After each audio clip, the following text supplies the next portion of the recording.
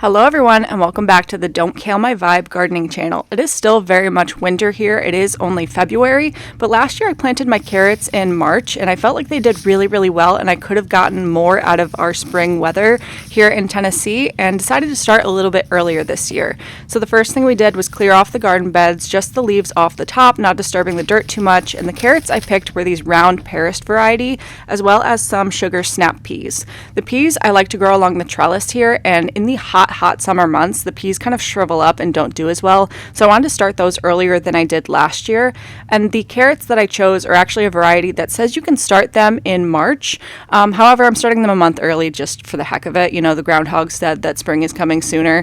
And although you're not really supposed to follow that, I'm doing it anyway. So we did just lines of these carrots here and put this gate over the top so that way squirrels won't dig in it as much and disturb the little carrot seedlings. And then we did the same on the other side. I also noticed some lettuce that I sprinkled in November actually started to come up. So here we are just kind of removing the leaves and then trying to thin them out a little bit and transplant the ones that we could and just kind of made the best out of that situation. And then if you guys watched my last video, you guys know I have this arrow garden set up here, and I had a Brussels sprout that was getting way too big. So I recently potted that and also planted some carnations, and that is the extent of the changes that I made to my indoor garden since the last video. You guys thought we were done. We're not done yet. I still want to show you guys the plants that I started in my greenhouse this year. Last year I just did strawberries in them, but this year I want to try to start more of my seedlings outside because I feel like the reason why a lot of my seedlings were stunted last year was because I didn't harden them off as well as I should have.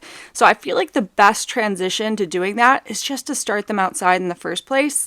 And last year I have not had a lot of luck in any of the years really in planting cold weather crops, anything for the spring or in the fall, because Tennessee is just so crazy with their weather as far as like spring and fall goes. It'll be a nice crisp fall weather for about a week, and then it'll be freezing cold or it'll be 80 degrees, and my plants just don't know what to do. So I'm going to rely heavily on my greenhouse as far as cold weather crops go, because I still don't totally trust that we're not going to get another frost. So normally I don't even buy cold weather crops. I try to stay away from broccoli and cauliflower and Brussels sprouts and cabbage and anything in those families because the bugs just get them as soon as I plant them outside.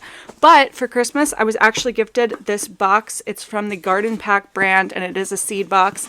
And this thing is full of more seeds than I could ever know what to do with. So this year, I probably won't have a new seed haul because I was gifted this, and it has flower varieties, it has herbs, it has vegetables, and honestly more things that I ever could have wanted to grow. And so in this packet there was some cauliflower seeds, there was some cabbage seeds, and various other things like that. And I decided, while I have the seeds, why don't we go ahead and try to plant them this spring/late winter.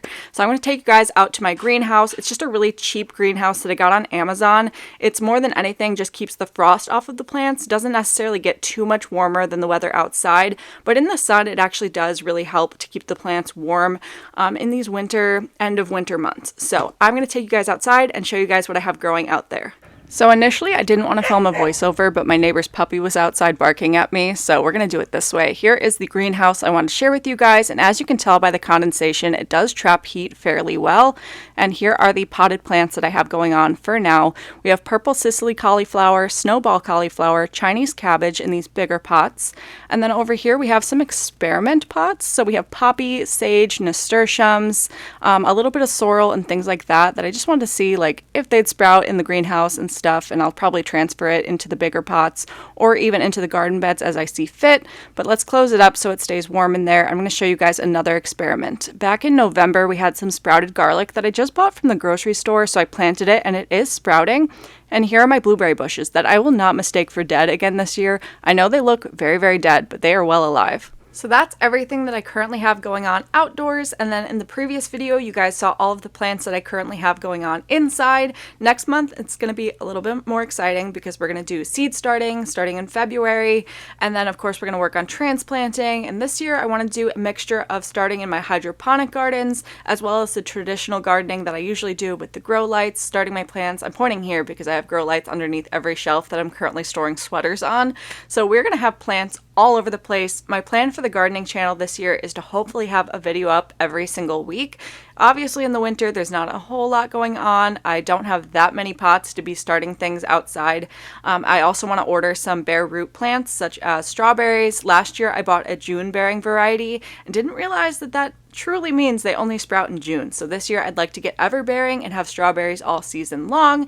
I do have the June bearing still planted in my backyard, so they might also possibly pop back up, and we might have just a surplus of strawberries. So I hope to do more canning this year. I made my own ketchup on my Patreon not too long ago with all of the leftover tomatoes that were towards the end of the season. I'd love to start doing more things like that, as well as just sharing this whole gardening journey with you guys. So I know this video was short, but also it's winter, so I'm doing the best that I can. Thank you guys so much for watching another video. Feel free to subscribe if you'd like to see more gardening videos by myself, and I will see you guys in the next one.